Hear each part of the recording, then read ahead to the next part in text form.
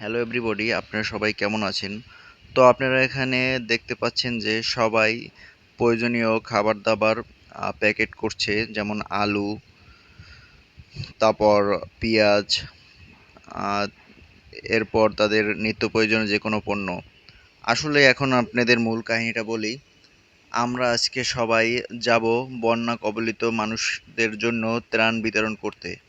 আসলে এর থেকে আর ভালো কাজ হয় না। বর্তমানে স্বার্থের জগতে এই কাজটা অনেক মহৎ কাজ। দেখেন আমার ভাইরা কত কষ্ট করছে। আসলে মানুষের জন্য এটা আবারও তারা প্রমাণ করলো। দেখেন এই কত খাদ্য বস্তাবন্দি করে বন্যা কবলিত মানুষের পাশে আহ, আমরা সবাই দাঁড়াতে যাচ্ছি। যার যার সামর্থ্য মতো আমরা সবাইকে সাহায্য করবো। এই দেখেন এই প্রয়োজনীয় খাবার পানি অর্থাৎ মিনারেল ওয়াটার এগুলোও থাকবে। তো আপনারা দেখতে পাচ্ছেন যে এক এক করে বস্তা সবাই হাতে হাতে কাজ করে গাড়িতে বা ট্রাকে তোলা হচ্ছে। আসলে একটা কথা হচ্ছে, 10-এর লাঠি একের বোঝা। 10 জনে মিলে কাজ করলে কাজটা অনেক সহজ হয়ে যায়। তো দেখেন, বৃষ্টি বাদলের ভিতরে আমরা গাড়ি নিয়ে রওনা দিলাম। গাড়ি তো একটা জায়গায় অর্থাৎ একটা সিগন্যালে গাড়িটা থেমছে। থামার পর আবার চলা শুরু করছে।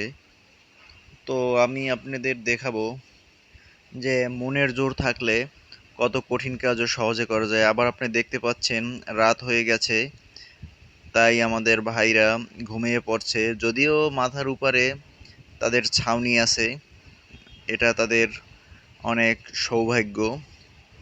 তো তারা সারাদিন কাজ করে অনেক ক্লান্ত হয়ে পড়েছে। ক্লান্ত হয়ে তারা ঘুমের ঘরে ঢলে পড়েছে। তো দেখতে দেখতে রাত প্রায় শেষ হয়ে এলো। এই এখন সকাল হয়ে গেছে। তো আপনারা দেখতে পাচ্ছেন যে আপাতত আমরা ফেনীতে পৌঁছে গেছি। এখানে পানি অনেকটা নেমে গেছে।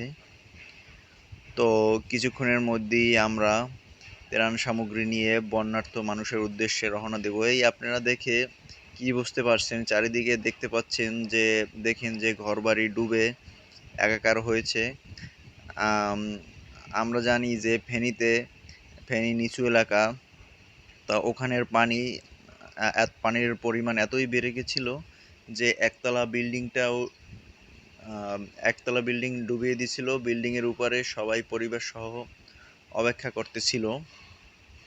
তো আপনারা দেখতে পাচ্ছেন যে প্রয়োজনীয় খাদ্য সামগ্রী এবং মিনারেল ওয়াটার নিয়ে বন্যা কবলিত মানুষের উদ্দেশ্যে আহ, সবাই রওনা দিয়েছে। এই এই দেখেন এই একজনের কাছে ত্রাণ দিল। আসলে হয়েছে কি, ভালো কাজ করলে একটা মানসিক শান্তি পাওয়া যায়। কিন্তু বর্তমানে আমরা যে যার স্বার্থ নিয়ে এতটাই ব্যস্ত হয়ে উঠেছি যে অন্যের দিকে তাকানোর বিন্দুমাত্র সময় আমাদের নেই। তাই আমরা কিছু সময়ের জন্য হলেও আমরা নিজেদের স্বার্থ ত্যাগ করি। কারণ একটা কথা আছে যে ভোগে সুখ নয়, ত্যাগেই প্রকৃত সুখ। এই দেখেন ভাই কত কষ্ট করে লাইফ জ্যাকেট পরে বন্যা কবলিত মানুষের ঘরে ঘরে খাবার দিয়ে আসছেন। এই দেখেন এই কত পানি, এখনো এখানে অনেক পানি। তো আপনারা দেখতেই পাচ্ছেন এখানে কত জরাজীর্ণ অবস্থা।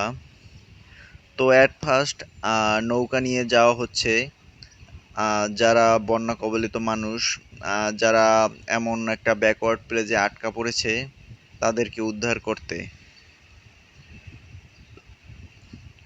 তো আপনারা দেখতেই পাচ্ছেন